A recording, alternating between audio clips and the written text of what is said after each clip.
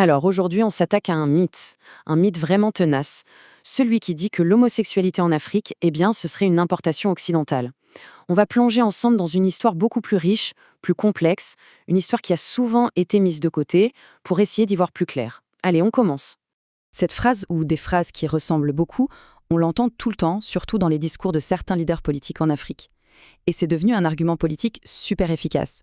L'idée, c'est de dire que la diversité sexuelle, c'est une sorte de néocolonialisme culturel. Et cette idée, elle est vraiment au centre de pas mal de lois et de discours très actuels sur le continent. Mais alors, la vraie question, c'est qu'est-ce que l'histoire nous dit vraiment? Si on met de côté les discours politiques d'aujourd'hui et qu'on regarde les faits, ce que nous disent l'archéologie, l'anthropologie, les archives, eh bien, le tableau qui se dessine est complètement différent. Accrochez-vous, on part pour un petit voyage dans le temps. Ok, premier arrêt, l'Afrique précoloniale. Avant l'arrivée des Européens, il faut s'imaginer le continent comme une immense mosaïque de cultures. Et dans beaucoup d'entre elles, la vision du genre et de la sexualité était, disons, bien plus souple que ce qu'on pourrait croire aujourd'hui. Regardez-moi ça, c'est juste incroyable. On est en Égypte il y a plus de 4400 ans. Ce sont Khnumhotep et Nyankhnum.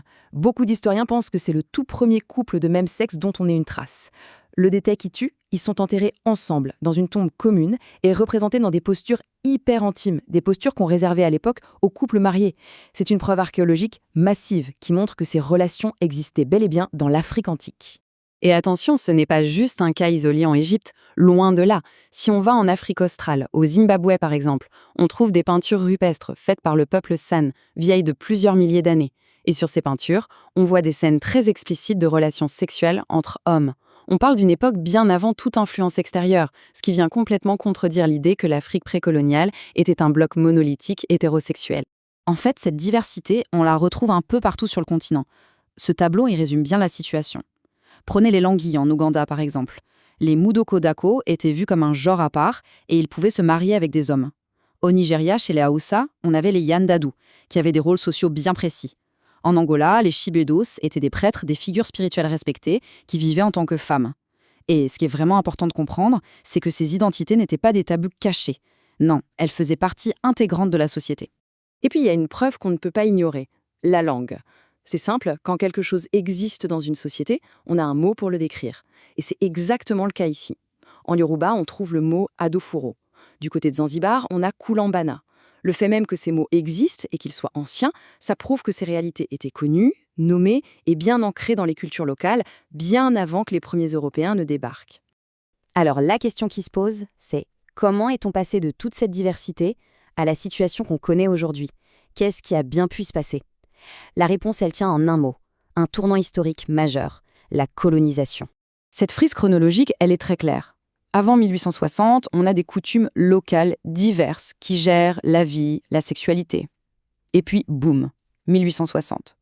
L'Empire britannique débarque avec son code pénal et sa fameuse section 377, une loi qui criminalise les délits contre nature. D'un seul coup, des pratiques qui étaient tolérées ou intégrées deviennent des crimes. C'est un changement radical, imposé de l'extérieur.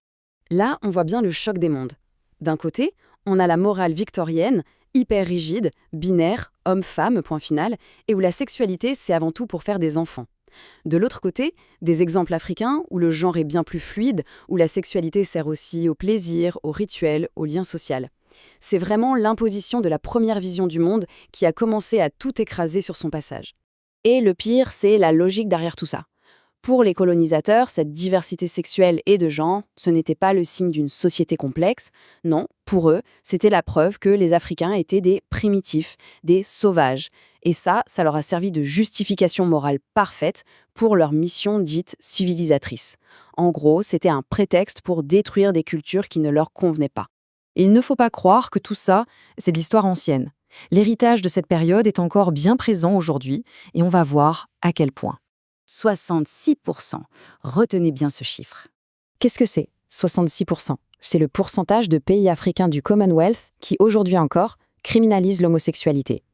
Et leurs lois sont, pour la plupart, un copier-coller des vieilles lois coloniales britanniques. Ce n'est absolument pas une coïncidence. C'est un héritage direct. La ligne entre le code pénal de 1860 et les lois d'aujourd'hui est parfaitement droite. Et cette carte, elle parle d'elle-même. Toutes les zones colorées sont des pays où l'homosexualité est punie par la loi. Ça va de la prison à la peine de mort dans certains cas. Et si on regarde bien, on se rend compte que la géographie de cette répression, elle colle presque parfaitement à la carte des anciennes colonies, notamment britanniques. Et c'est là qu'on arrive au paradoxe le plus total. Après les indépendances, beaucoup de nouveaux leaders ont voulu affirmer une identité authentiquement africaine, en opposition à l'Occident. Et pour ça, qu'est-ce qu'ils ont fait ? Ils ont repris à leur compte la morale et les interdictions du colonisateur. L'homophobie, qui était en fait un produit d'importation coloniale, a été rebaptisée valeur africaine. C'est une ironie assez incroyable quand on y pense. Bon, face à tout ça, comment est-ce qu'on avance ? La solution, c'est peut-être justement de regarder en arrière, de se réapproprier cette histoire qui a été effacée. L'universitaire ougandaise Sylvia Tamale le dit très bien. Ce discours qui prétend que l'homosexualité n'est pas africaine, ce n'est pas une vérité historique, c'est un mythe. Un mythe qui sert les intérêts des gens au pouvoir pour détourner l'attention des vrais problèmes et trouver un bouc émissaire facile. Et tout ça, ça nous laisse avec une question fondamentale, une question qui change complètement la perspective.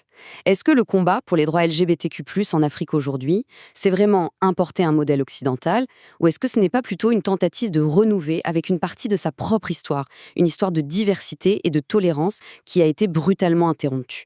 La vraie question n'est peut-être pas d'importer, mais de se souvenir. Merci de nous avoir suivis.